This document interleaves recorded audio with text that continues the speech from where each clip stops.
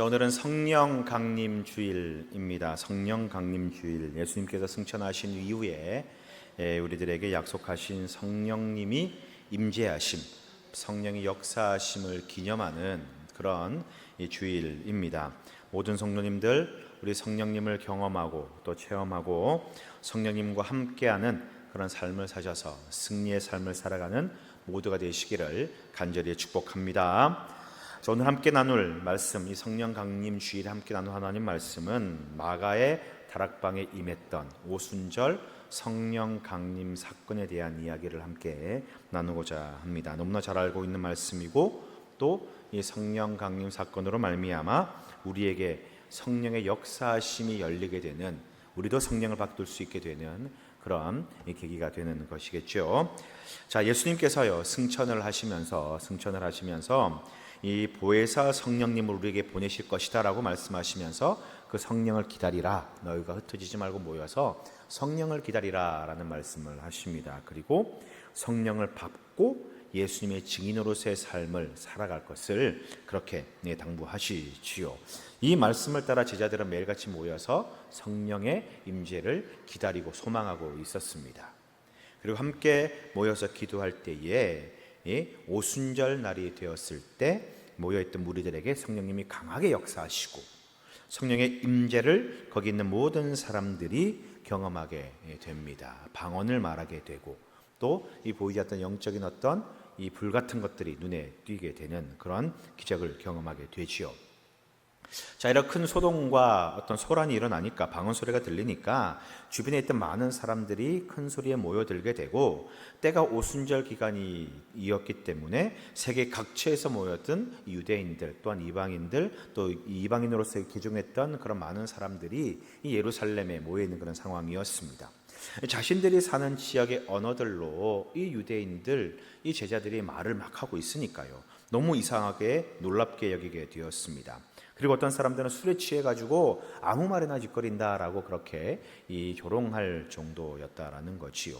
자, 오늘 이 말씀, 우리가 잘 알고 있는 성령 강림의 이 말씀을 보면서 성령님이 임재하시면 여러분 어떤 일이 일어나는지, 성령의 역사가 우리 가운데 나타나면 어떤 현상이 일어나는지를 우리 함께 말씀을 나누고자 합니다. 여러분 아시다시피요, 성령님이 임재하면요 과히 놀라운 역사가 일어납니다. 문제가 해결되고요, 질병이 떠나가기도 하고요, 막힌 것들이 풀려지기도 하고, 방언을 말하기도 하고, 또는 예언을 말하기도 하고요. 정말 기사와 표적들이 많이 일어나게 된다라는 것이지요. 자, 그런데 여러분, 성령의 역사는요 이런 기적들, 표적과 이사가 핵심이 아닙니다. 이것은요 성령의 역사함으로 말미암아 일어난 하나의 부수적인 어떤 열매들, 결과들일 뿐입니다. 즉 성령의 주된 사역, 성령님의 주된 역사하심의 핵심적인 일들은 아니다라는 겁니다. 그 주된 일들을 하실 때에, 그 주된 사역이 임할 때에 주변에 파생되는 그런 일들이 우리가 소위 말하는 기적 같은 일들이다라는 거죠. 예를 들면 이런 겁니다. 여러분 집에서 요리를 하시잖아요. 저도 가끔씩 요리를 하는데, 제가 얼마 전에 우리 집에서 잘 하지 않는데 두부 부침을 한번 한 적이 있습니다. 두부 부침 어떻게 하냐면, 이제 계란물을 풀어가지고 이제 그 두부를 계란물에 담그고, 그리고 밀가루 옷을 입혀가지고 후라이팬에 딱 이렇게 합니다. 그럼 바삭하고요, 좀 더 겉바속촉, 이런 아주 담백하고 맛있는 그런 바삭한 그런 두부 부침이 완성이 됩니다. 자, 그러면 이제 메인 요리는 두부 부침이잖아요. 그럼 뭐가 남습니까?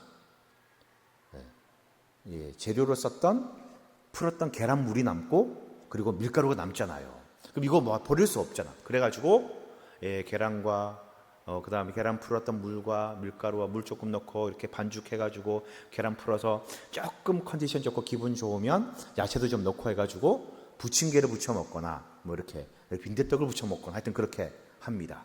자, 그러면 메인 요리는 뭡니까? 메인은 뭐예요? 두부부침. 부수적인 거는 부침개가 되는 거죠. 자, 말하자면 이런 겁니다. 성령이 역사하시고 일을 하시는데 어떤 주된 일을 할 때에 그 일을 해 나가면서 주변에 일어나게 되는 여러 가지 또 일들이 파생된 일들이 있다라는 거지요. 이게 우리가 소위 말하는 기적들, 표적들, 기사, 이적이지 핵심 사역은 그게 아니다라는 겁니다. 자, 그래서 여러분 우리가 성령님의 임재에 있어서 성령의 역사함에 있어서 우리가 주되게 이 보아야 될 부분, 집중해야 될 것은 무엇이냐? 핵심이 무엇이냐라는 거죠. 성령의 역사하심의 핵심은 무엇일까? 성령이 역사하시면 과연 무엇 때문에 성령님이 역사하실까? 그 주된 사역이 무엇일까라는 것입니다. 우리는 이것에 집중해야 되지 그 부수적인 것에 우리가 집중하면은 이게 안 된다라는 거지요. 자, 그렇다면 성령님이 임하셔서 하시는 주된 일, 핵심 사역은 과연 무엇이겠습니까? 자, 오늘 본문을 통해서 저는 많은 사역들이 있지만 두 가지만 여러분들과 대표적으로 함께 말씀을 나누고자 합니다. 자, 첫 번째는요, 하나님의 큰 일을 말하는 것입니다. 성령님의 주된 핵심적인 사역은요, 하나님의 큰 일을 말하는 것입니다. 자, 말씀에서 보는 것처럼 오순절에 제자들이 다 같이 모여 있는데 성령이 강하게 역사합니다. 하늘로부터 급하고 강한 바람 같은 소리가 온 집에 가득하고요. 그리고 불의 혀처럼 갈라지는 것이 각 사람의 머리 위에 임하는 것을 보게 됩니다. 그것이 성령님이 임재하신 표시가 되는 거죠. 그리고 이 불의 혀처럼 갈라지는 것을 임했던 그 사람들은 성령의 말하심을 따라서 방언으로 말을 했다라고 그렇게 말하기 시작합니다. 각각 다른 언어를 말하기 시작한 거지요. 자, 그러면 이 다른 언어, 이 방언들로 말하기 시작했는데 여러분 무슨 말을 했겠습니까? 이 사람들이 성령을 받은 이 제자들이요 무슨 말을 했겠느냐라는 거죠. 성령의 역사로 일어난 이 하늘의 언어라고 이야기하는 방언이 사람들이 전혀 알아들을 수 없는 그런 막 천상의 언어, 그런 하늘의 언어였을까? 이 세상에 없는 그런 언어였을까? 아니다라는 거죠. 아니었습니다. 이 방언 소리를 듣고요, 주변에 있던 많은 사람들이 이 마가의 다락방으로 몰려들게 됩니다. 자신이 사는 나라, 자신이 태어난 곳, 자신들이 알고 있는 그 방언으로 그 지역 나라 말로 말하는 것을 듣고 이상하게 기이하게 여겨서 그곳으로 모여드는 거죠. 마치 우리가 해외여행 갔을 때, 외국 나갔을 때에 저쪽 우리 길을 가는데 어떤 무리들이 막 한국말로 서로 대화 막 하고 있으면 호기심에 한국 사람이구나 라고 다가가서 묻기도 하고 한국에서 오셨어요 이런저런 이야기를 하는 것처럼 그런 호기심이 일어났다라는 것입니다. 네. 다른 이방 나라 말을 쓰는, 즉 없는 말이 아니라 다른 나라 말들로 제자들이 방언으로 말을 했다라는 겁니다. 자, 그러면 성령을 받은 이 제자들의 그들이 말하는 그 말이 그 방언을 쓰는 사람들은 무슨 말인지 알아들을 수 있겠지요. 무슨 말을 했는지 방언으로 말하는 그 말을 알아들을 수 있다라고 하는 의미입니다. 자, 그러면 무슨 말을 했겠습니까? 이 방언이 과연 무슨 말을 했겠습니까? 11절 말씀을 함께 보시기 바랍니다. 같이 한번 읽겠습니다. 시작. 그레데인과 아라비아인들이라 우리가 다 우리의 자, 9절부터 11절 이 앞부분 그라데인과 아라비아인들이라고 하는 이 앞부분까지는 그곳에 모여있는 사람들의 출신 지역들 어디에서 왔는지를 설명하고 있습니다. 그 범위가 어디냐면요, 자, 예루살렘을 중심으로 해가지고요, 이제 이 서편으로는 이 로마에까지 이어지는, 프랑스, 이탈리아를 지나서 로마까지 이어지는 그 거리였고요, 동편으로는 이 시리아, 이 지금으로 말하면 이제 이란까지 이어지는 큰 아주 넓은 지역, 그 당시로 말하면 전 세계에 몰려들 수 있는 유럽 대부분의 지역과 이 터키, 튀르키예와 이란, 밑으로는 애굽까지 이르는 방대한 지역의 사람들이 다 그곳으로 몰려들었다라는 겁니다. 그러면서 그 사람들이 각자의 지방에 있는 언어들로 그 말들을 듣기 시작했는데, 알아들었는데 무슨 말을 했느냐? 각 언어로 하나님의 큰 일을 말함을 듣는도다 라고 되어 있습니다. 네. 그들이 들은 말은 모두 다 하나님의 큰 일을 말하는 것을 들었다라는 거지요. 이 말에 깔려있는 배경은 뭐냐면 모든 사람들이 동일한 내용과 동일한 말을 들었다라는 그런 말입니다. 언어는 다를지언정 같은 내용, 같은 말을 들은 거지요. 그들은 하나같이 동일한 말을 들었습니다. 같은 내용을 듣게 되었습니다. 무슨 말이냐? 하나님의 큰 일, 하나님께서 행하시는 가장 큰 일을 듣게 되었다라는 거죠. 성령이 임하여서 방언으로 말을 하게 되었는데 그 말이 무엇이냐? 하나님의 큰 일을 말하는 것이었습니다. 여러분, 하나님의 큰 일, 하나님께서 행하신 큰 일이 무엇이겠습니까? 하나님이 큰 일을 많이 행하셨잖아요. 천지도 창조하신 거 얼마나 큰 일입니까? 이스라엘 백성들을 모세를 통해서 구원한 것도 큰 일이고요. 다윗 왕조를 세우셔서 다윗을 흥하게 만든 것도 큰 일입니다. 여기서 여러 많은 큰 일들이 있는데 여기서 말하는 큰 일이라고 말하는 이 말, 이 단어가요, 메갈레이아라고 하는 그런 단어인데 이 말은요 단 한 가지 경우에서만 쓰는 단어입니다. 어떨 때 쓰느냐? 하나님께서 구원을 베푸시는 일, 하나님께서 구원을 행하셨을 때에 이 큰 일이라고 하는 이 메갈레이아라고 하는 단어를 쓴다라는 거죠. 다른 큰 일, 천지를 창조하셨거나 아니면 어떤 나라를 세우셨거나 이런 큰 일을 행할 때는 또 다른 단어를 쓰지만 단 하나 구원을 행하셨다라고 하는 그런 의미에서는 이 메갈레이아라고 하는 단어를 유일하게 사용을 합니다. 여러분, 하나님이 어떤 일을 하시지 않습니까? 뭔가를 만드시고 죽은 자를 살리시고 인도하시고 많은 일을 하는데 구원을 하시는 일, 생명을 살리시는 이 사역의 큰 일은 메갈레이아입니다. 결국 성령이 임재하여 말하게 한 방언의 내용들은 하나님의 구원을 선포하는 것이었습니다. 하나님께서 우리를 구원하시고 하나님께서 우리에게 생명을 주신다라고 하는 그 구원, 복음을 나타내는 것이 핵심이다라는 거지요. 여러분, 성령님은 예수님을 통하여 우리가 구원받을 수 있게 되었음을, 오직 예수님이 유일한 구원자이심을 나타내고 있습니다. 성령의 핵심적인 사역은 바로 이것입니다. 성령이 말하게 하는 것은 바로 구원을 말하게 하는 것입니다. 성령이 임하였을 때에 나타나는 핵심적인 일은 무엇이냐? 바로 하나님의 큰 일을 말하는 것, 즉 구원을 선포하는 것임을 여러분 믿으시기를 축복합니다. 여러분, 이 일을 드러내기 위해서 기적이 일어나는 거지요. 우리가 알고 있는 여러 가지 기적들, 베드로와 요한이 성전 미문에 앉은 안진뱅이를 일으키는 그런 기적이나 아니면 베드로가 죽은 자를 살리고 바울이 죽은 자를 살리고 귀신을 쫓아내고 많은 일들 일어나잖아요. 제자들이 옥에 갇혔을 때에 땅이 진동하고 옥문이 열리고, 이 모든 기적들이 그 기적이 주가 아니라 예수 그리스도가 구원자임을 복음을 전하면서 일어나는 기적들이다라는 것을 우리는 알아야 됩니다. 그러니 성령의 가장 핵심적인 사역은 무엇이냐면 구원을 선포하는 것입니다. 구원의 역사를 나타내는 것입니다. 결국 성령의 핵심 사역은 예수 그리스도가 구원자이시고 예수를 믿어야만 구원을 이룰 수 있다라는 것, 이것을 말하는 것입니다. 그렇다면 여러분, 우리가 성령의 임재를 사모하고 성령의 은혜를 구할 때에 우리가 다른 마음으로 구해서는 안 된다라는 거지요. 단순히 기적, 표적, 어떤 역사, 놀라운 신비한 일들, 그런 것들을 바라는 마음이 아니어야 됩니다.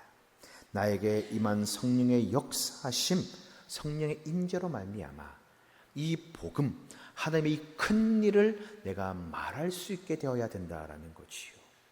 이 복음, 이 하나님의 큰 일을 나타내는 것을 소망하고 성령을 구할 때에, 그때의 성령이 우리 가운데 임하게 된다라는 것입니다.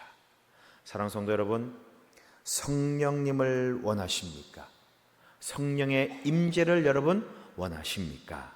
그러면 복음을 위하여 성령님을 구하시기 바랍니다. 하나님의 이 놀라우신 구원의 역사를 증거하기 위해 성령님을 찾고 구하시기 바랍니다.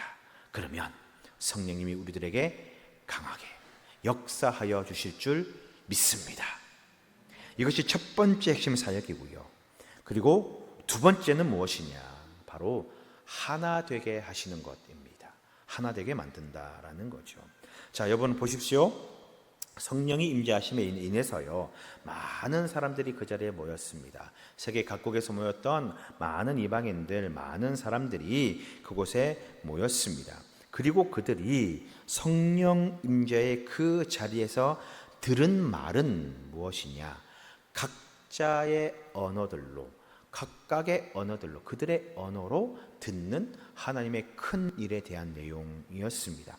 서로 알아들을 수 없는 다른 말을 쓰는 이방 사람들이 지금 성령이 임재하시는 그 자리, 성령의 역사하시는 그 자리에 모였을 때에 동일한 말과 동일한 내용을 함께 듣게 되었다라는 것입니다. 여러분, 무슨 말입니까? 어떤 이야기를 하고 있는지, 어떤 내용인지 서로 소통이 된다라는 거죠. 서로 대화가 된다라는 겁니다. 자, 여러분, 저는 이 말씀을 묵상하면서요, 어떤 사건이 생각나냐면, 언어가 나눠졌을 때에, 서로 말이 혼잡해졌을 때에 그때의 상황, 그때의 이야기가 내 생각이 났습니다. 여러분, 언제 언어가 나누어집니까? 언제 언어가 혼잡하게 됩니까?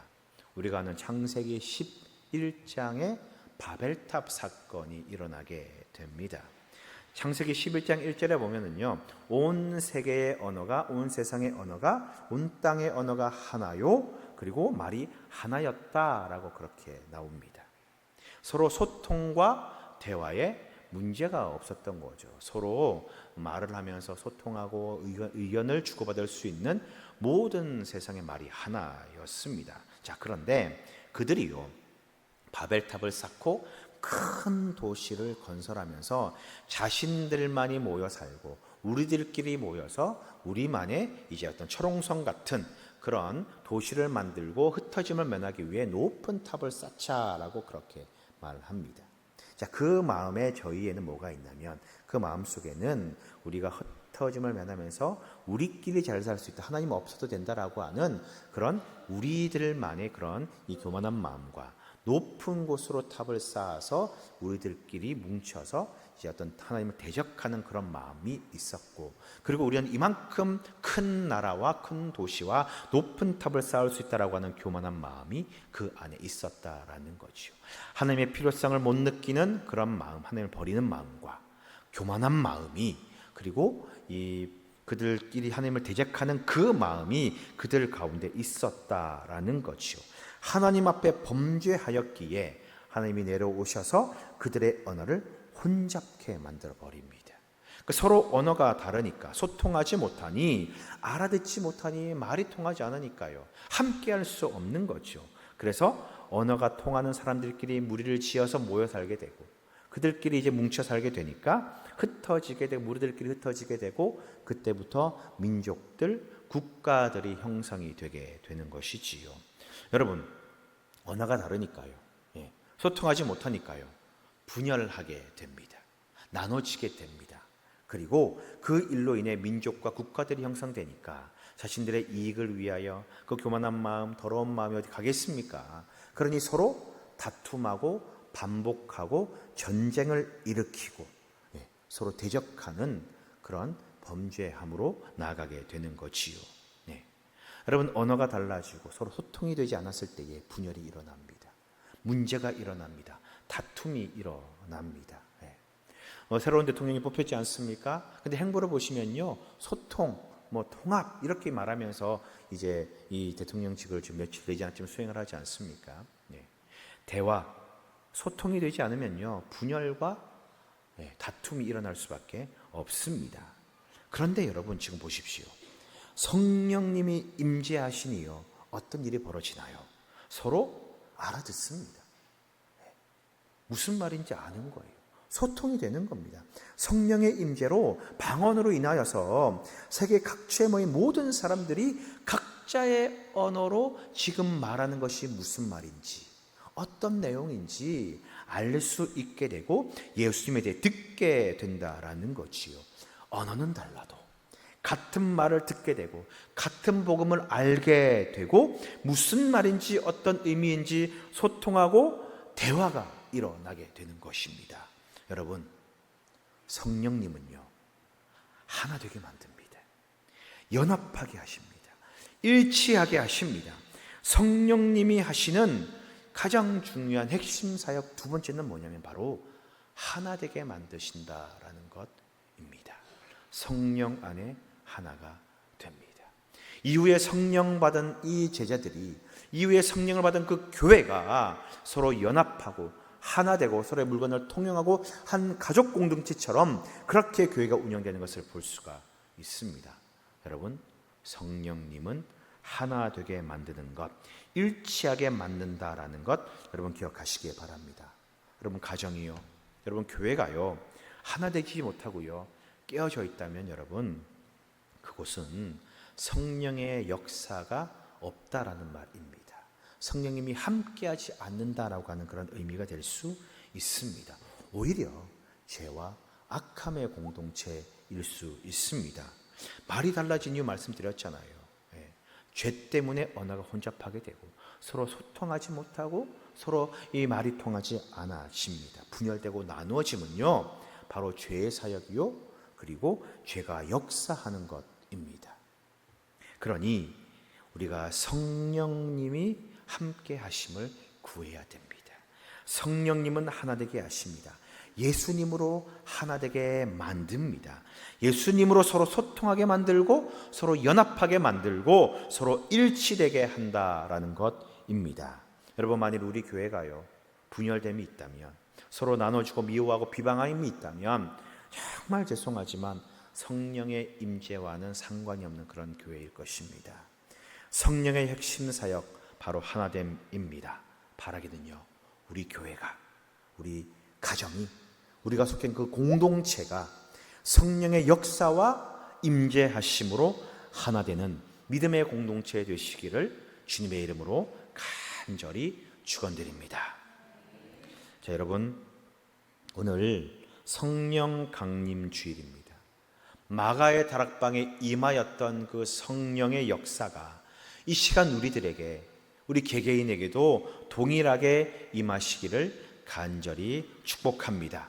우리 모두가 성령을 받고 성령의 역사를 경험하고 우리의 삶을 통해 예수님의 큰일, 구원의 큰일을 말하는 그런 증인의 삶을 살아가시기를 주님의 이름으로 축원드립니다. 그리고 그 성령의 역사 임재하심으로 말미암아 우리 가정이, 우리 교회가, 우리가 속한 그 공동체가 그 성령의 임재함으로 말미암아 하나 되고 일치되는 그 은혜를 경험하길 소망합니다. 성령으로 큰 일을 말하고 성령으로 하나를 이루는 우리 모두 성령의 사람들 되시기를 주님의 이름으로 간절히 축원드립니다. 기도하겠습니다.